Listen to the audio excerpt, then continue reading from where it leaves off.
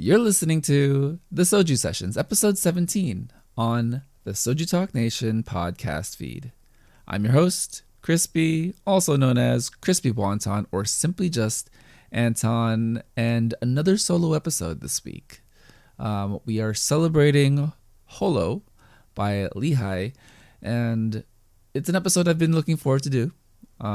She is an amazing artist, amazing soloist, and her journey is especially interesting to me, with the way that she sees music and what she's been able to do over her career, and particularly this song and what it's kind of meant to me over the past year that it's been out. So coming up, a 1-year retrospective discussion on Holo by Lehigh.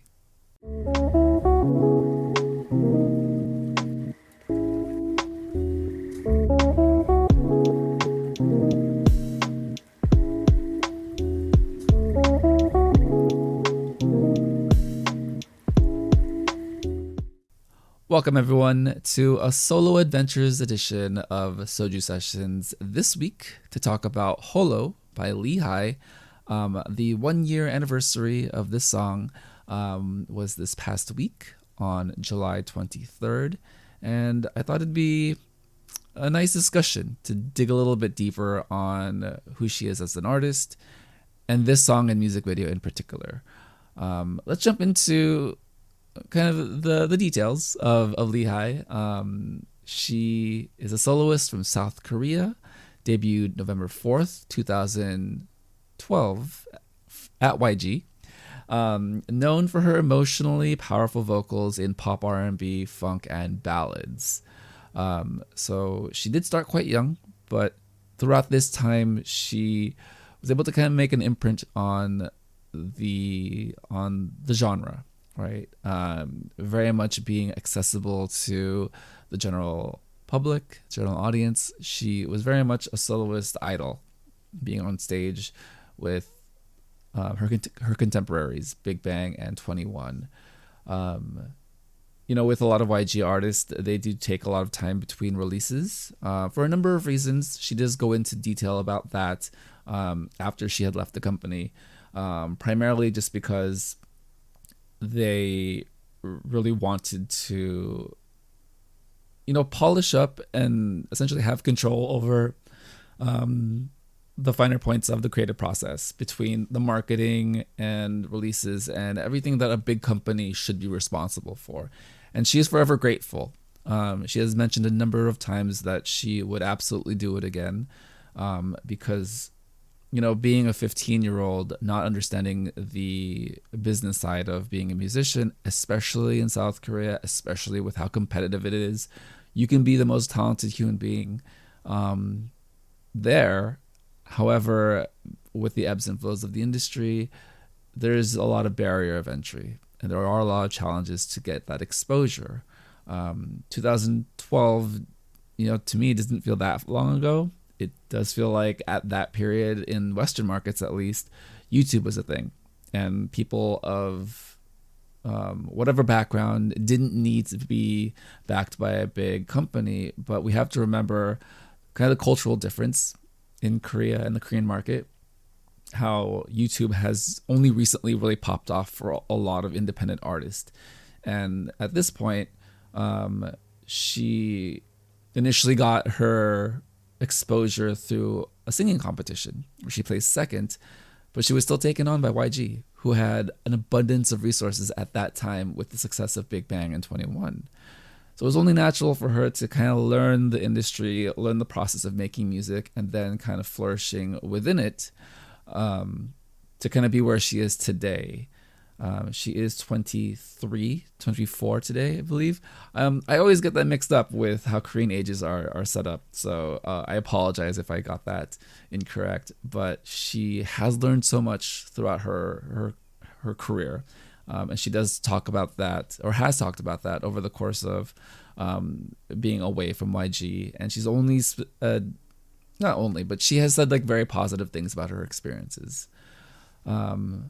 She left YG December 31st, 2019, and then would sign with AOMG on July 22nd, 2020. During that time, there was a lot of fan speculation, more on the excitement that now she can kind of be a solo artist free from a large umbrella of a really big company. But AOMG is a large company in and of itself, but I think in a way that fans of the brand understand that they give a lot of freedom to their artist, right?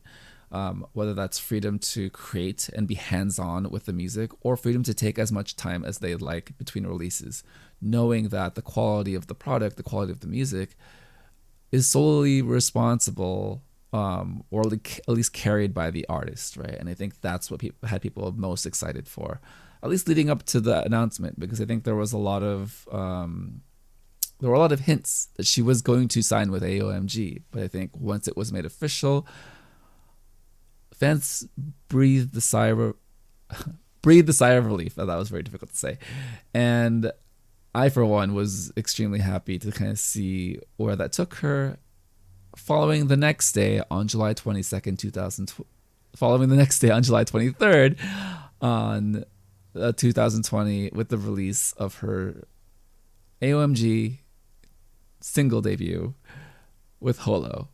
And that leads us to the song and music video. Let's kind of backtrack a little bit and kind of talk about why this song kind of means a lot to me, and kind of like my history with Lehigh, right? And for the most part, early 2010s, I had a lot of fans who listened to K-pop, a lot of OG fans who were really into YG artists like Big Bang, 21, and to me, those are the two names that stuck out to me, and those are the two names that I knew. And then Psy, of course, in 2012 when he popped off with Gangnam Style. All of it was coalescing with this company making millions of dollars globally and having this international recognition, right? Gangnam Style absolutely entered the market in a way where people who didn't really understand what K-pop was or knew what K-pop was were now familiar with what it looks like, sounds like, and feels like, right?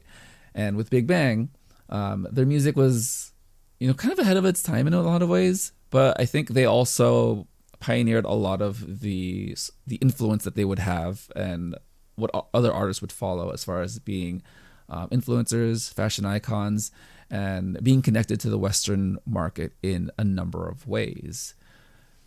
And that kind of led me to Lehigh in an adjacent way. Like, I always knew she was around.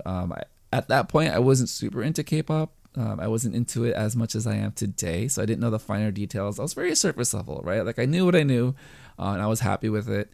But I would always come across a few recommendations here or there of music videos of hers, just to pop them on. Didn't really take any notice, but I did recognize her voice. And I think just having her kind of in the back of my consciousness throughout these years was, kind of nice. Kind of just to let that breathe and sink into my psyche in a way. It wasn't until about 2017, 2018 that I really took notice, where, her music was really popping off with So Light, an amazing album. That's probably one of my all-time favorite albums. I think it was released as a two-part, like a daytime, nighttime theme. But I loved all those songs with everything from Hold Your Hand to Breathe. And I think that album very much captured the funk, sultry vibes that Lehigh was able to express. And I think it also speaks to what she means about, YG, the company, giving her that opportunity, giving her that ability to see music in a certain kind of way. Because as much as we like to believe that our artists are fully cognizant and have all of the agency in making their music, sometimes they kind of just need direction. I mean, we do have to remember that at that point, Lehigh was still in her early 20s. Maybe she was even a teenager still at that point. I can't really do the math right now in my head very quickly, but you have to imagine these are young people. And yes, there are savants like Billie Eilish who know exactly what kind of music and how to produce that music. and reach the world, right? Or, which is far more likely, you have these amazingly talented human beings, Lehigh in particular, who kind of just need a little bit of direction, who need the resources, who kind of need the ability to flourish in a more structured way. And I also think that is reflective of just Eastern Asian culture in general, being a more collectivist culture where you are more willing, or at least I am more willing, to receive the help of the collective as opposed to trying to figure every little detail out on my own. And it did result in a lot of success. I mean, she was able to reach so many people and have such a large fandom established already that whatever she did after YG, they were going to follow. And that leads us to Holo. So a highly anticipated a highly anticipated single last year. And, you know, it aligns really well with what we know of Lehigh. I think immediately it had me thinking of Breathe. I think still one of the more powerful songs of the past 10 years.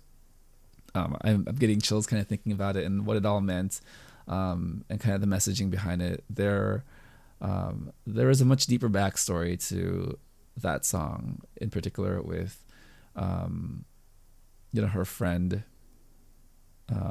who helped write and produce the song, who is no longer with us, and a lot of the emotions that you have to deal with being a younger person, right?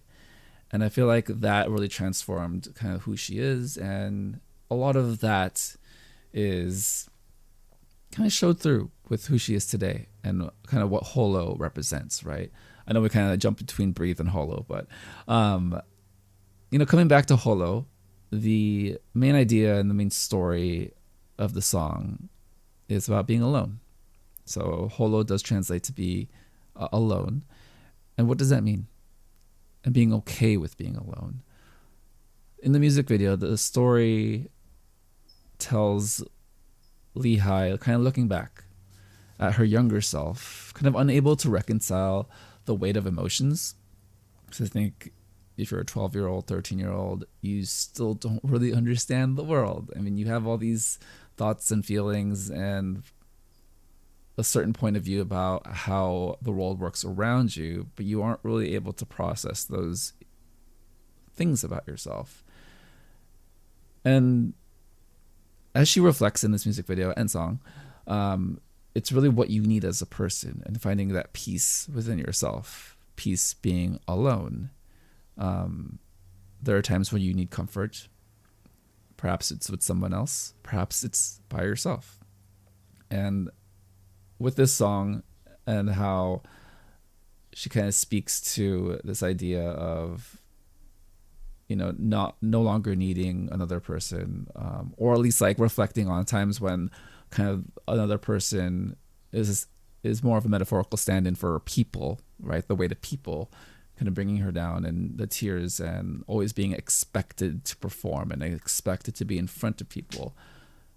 She's able to look back now and kind of see that you can step away, that it is okay to kind of step back and kind of rediscover yourself and center yourself. In the music video, there are two characters. There's Lehigh herself, and then there is a child, a younger person, maybe not a child exactly, but a younger person, and she is somewhat of a stand-in for Lehigh at that point in her life, where she did feel kind of the pressures and anxieties that anyone would feel if you are the kind of person that does need to process things alone. But you don't really know how, and you don't really know how to ask for it. And the music video kind of shows that if Lehigh could talk to herself, or at least guide her younger self at that point in her life, these are the messages that she would like to give her, that she would like to have her learn. And there's a lot of images of childlike wonder, being in an empty room, being in big spaces that had a lot of activity prior to that moment. and then kind of just sitting in that moment alone. But because she's with her younger self, it's kind of a metaphor for learning that about yourself, to be okay, to be by yourself. And really just, remembering that childlike wonder of playing in the sheets, being on the playground, looking into the sky, up at the world, and feeling the openness of discovery. But being okay discovering all of those things at the time and pace that fits you best. There's a scene in the music video where she's at the pool, an empty pool, and she's by herself. To me, that setting is very evocative of the weight of heavy emotions, right? So her younger self goes into the pool, holds her breath, and kind of sinks to the bottom, right? Letting her breath out so that she's able to, touch the base of the pool. And, there are a few messages that can be taken from this, right? I mean, it's open to interpretation. Some perhaps a little bit darker than expected. But to me, how I saw that was the weight of the pool, the weight of the water, as kind of a metaphor for being kind of the weight of the world that we all put ourselves on.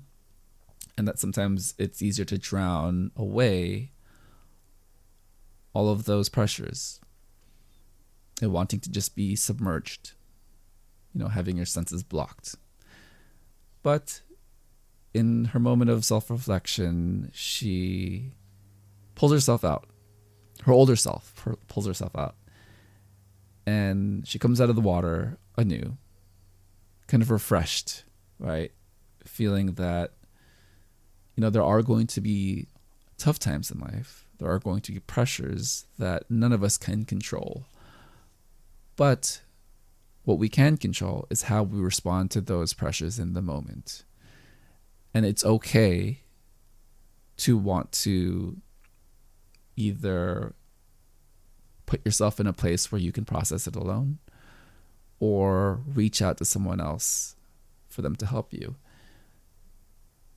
And yes, it's Lehigh being there for herself, but I also, to me, interpret that as maturing to the point where you can find the right people to help you through whatever challenges it is in your life.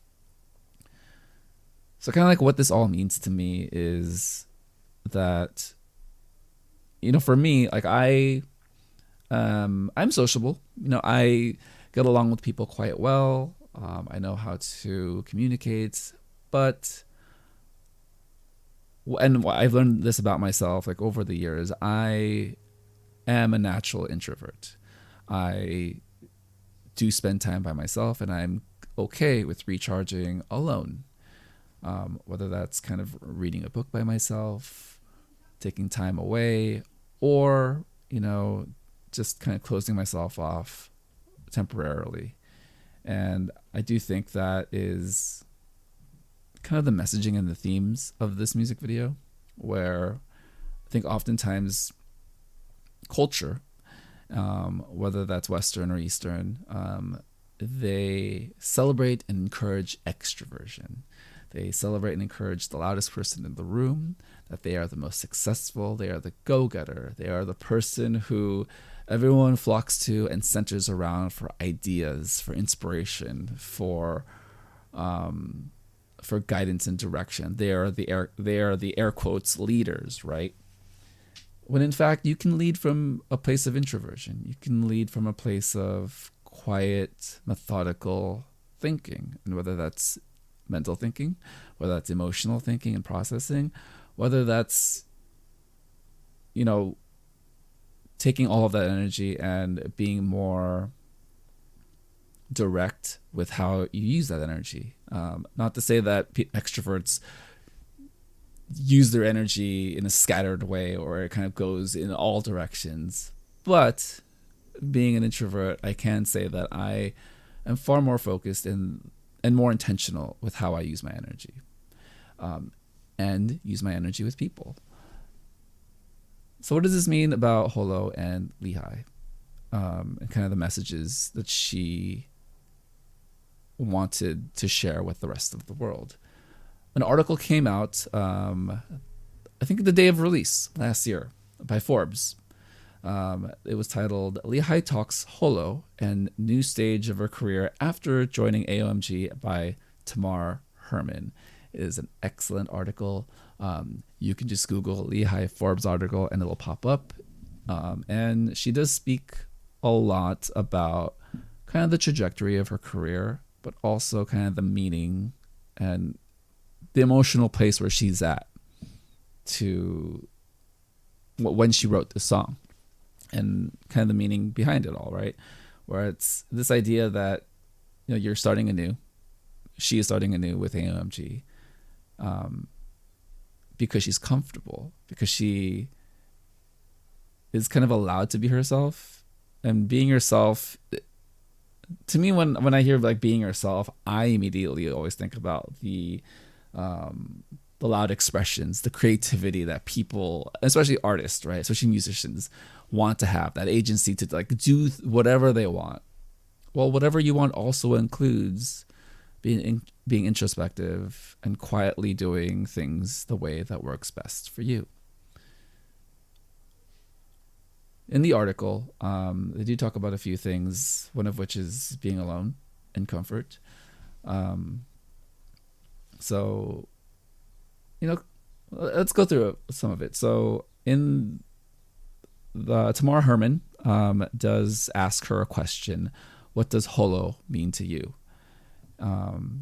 And some of the things that she was mentioning about being comforted, about, you know, finding peace within yourself, was all kind of, you know, articulated nicely with the flow of the conversation. But one thing kind of stood out to me most. To quote the article itself, I was thinking about how loneliness doesn't only take place when you're alone. People can be lonely when they're with others. When you're feeling lonely, whether alone or with others, you should try to love yourself more by being yourself. The most important message is loving yourself. And kind of this idea of loving yourself, but even taking it a step further, where, you know, what does that mean to kind of love yourself? I think, you know, that word love is oftentimes romanticized, whether that's romanticized through relationships, or kind of the romanticization, that was very difficult to say, that we see in TV and movies of, you know, the exaggerated, like, self-empowered self-love. Well, love is also, I feel like love can be simple, and in a simplistic way, kind of just accepting yourself, right? You don't necessarily have to think that you are the greatest human being that ever lived, but you can also think that you're not a terrible person. You know, you do the best you can. And I think sometimes for a lot of people, especially who have high standards and expectations for themselves, that is a challenge. It's just to be okay. Or to not be okay. I mean, just that idea of everyone having their own issues, that nobody's perfect. I think, you know, as much as we like to think and say those things out loud, it's really hard to put yourself in that mindset to accept that within yourself. I, for one, am still working on that. I think, again, it's very easy to say that we accept ourselves or all our faults. And some people may have all the confidence in the world that they can do that and express that in a number of ways throughout their life. But I have no evidence for this, but I feel like most people struggle with that in different ways. And I think Lehigh speaks to that with how she sees and interprets the world, how she navigates the world, specifically with being alone. And again, the spectrum of loneliness and what that means, right? It means something different to everyone. But I think for her, I connected with how she described it because I do feel similarly to her. Let's move on now to a piece that came out very close to the release last year. ODG, a YouTube channel. They do amazing videos, kind of emotional pieces where they have a musician, an artist, talk to children, kind of about music, about life, and kind of their perspectives on how they see music. Because, if we really think about how children are open to the world, everything is new to them. And, they don't have the same baggage that we have as an adult. And they're kind of able to see things unfiltered and unfiltered and, without the same history, I guess, that adults come into with all their experiences, or at least lack of experiences, right? So in this video, it's kids meet Lehigh, and she sits next to them between a white sheet, a white curtain, right? So they can kind of see her silhouette, but they can't exactly see who she is. And there are 3 young women, an 8-year-old, a 12-year-old, and a 16-year-old, and they all talk about different points in their life, or at least, different questions back and forth. And the video kind of goes into, seeing the world, seeing those questions from those different points of view, right? Or you have the 8-year-old where she's just ultimately and truly confident about the small things that she can control, right? Where, she's this optimist who's just completely new to the world. And then there's a 12-year-old girl who, has lived a little bit, who's kind of seen how the world operates, but still holds on to a bit of that optimism, but now is a little bit more cautious to how she approaches life and kind of thinks a little bit broader about how it affects other people.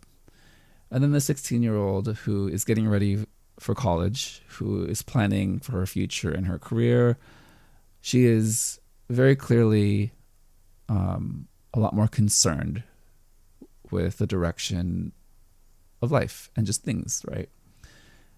And I think it's a really cool example of the spectrum of emotional development, coming of age at different points in your life.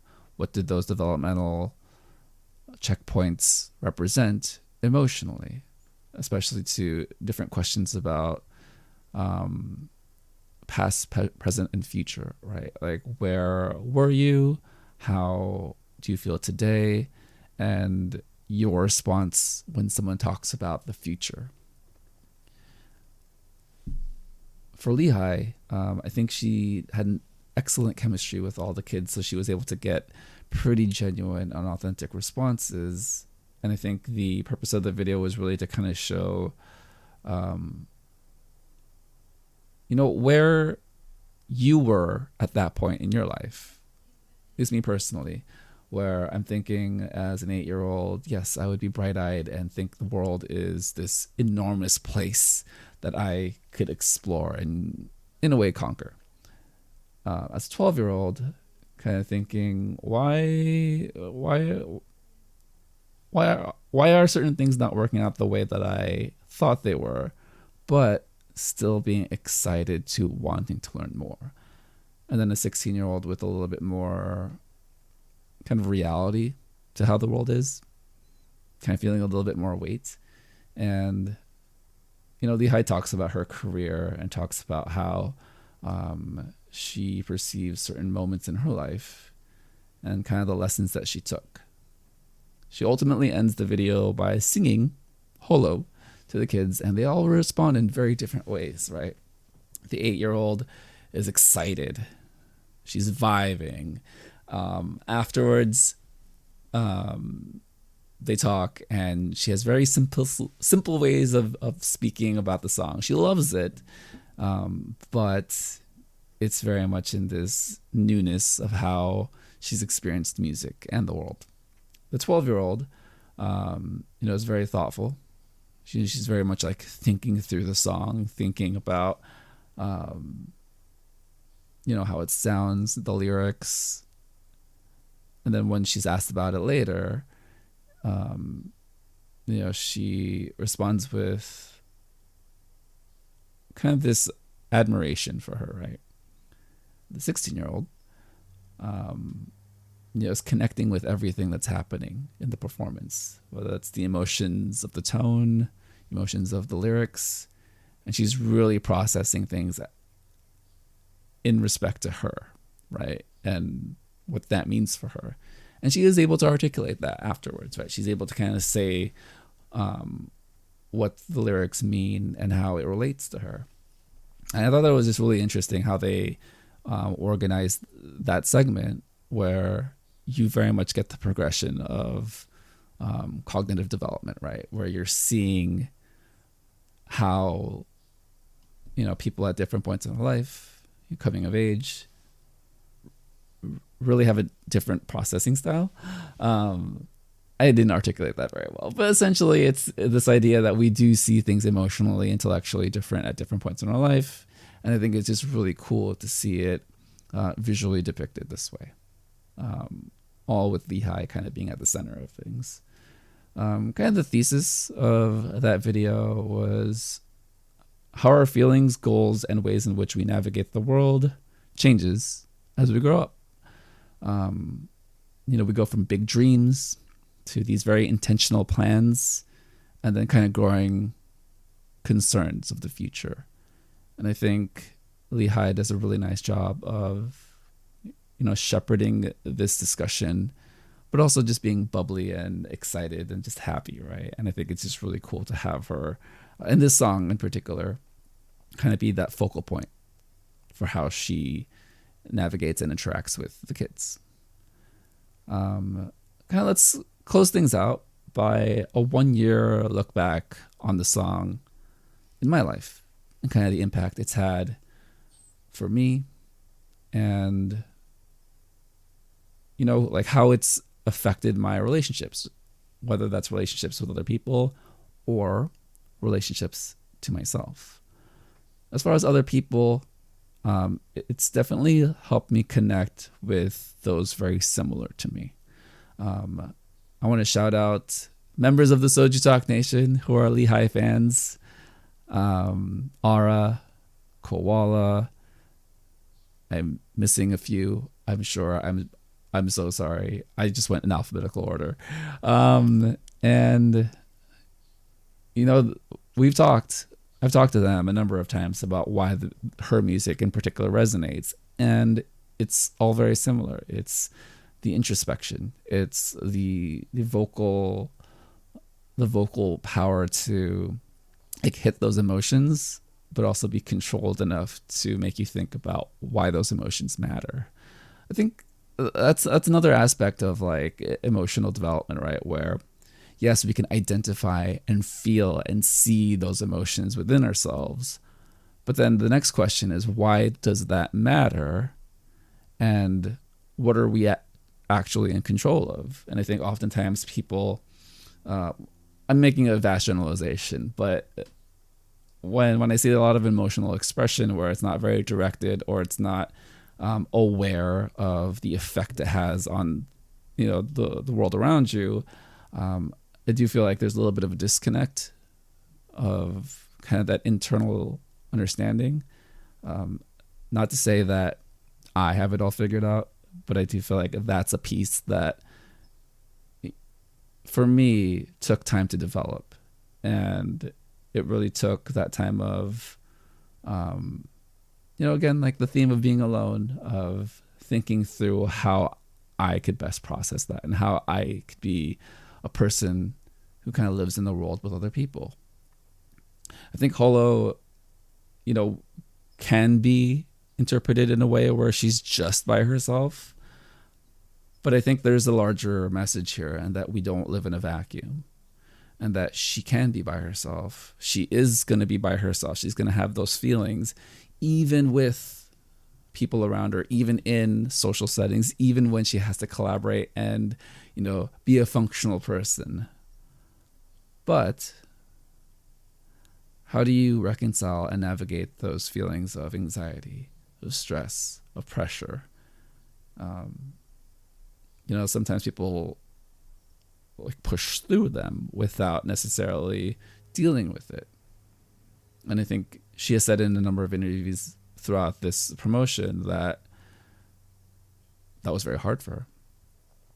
That, with the pace of being an idol, you just keep going. You don't really take time to think through a lot of what is happening to you until it hits a breaking point and you need to completely separate yourself from other people, disconnect yourself, close yourself off.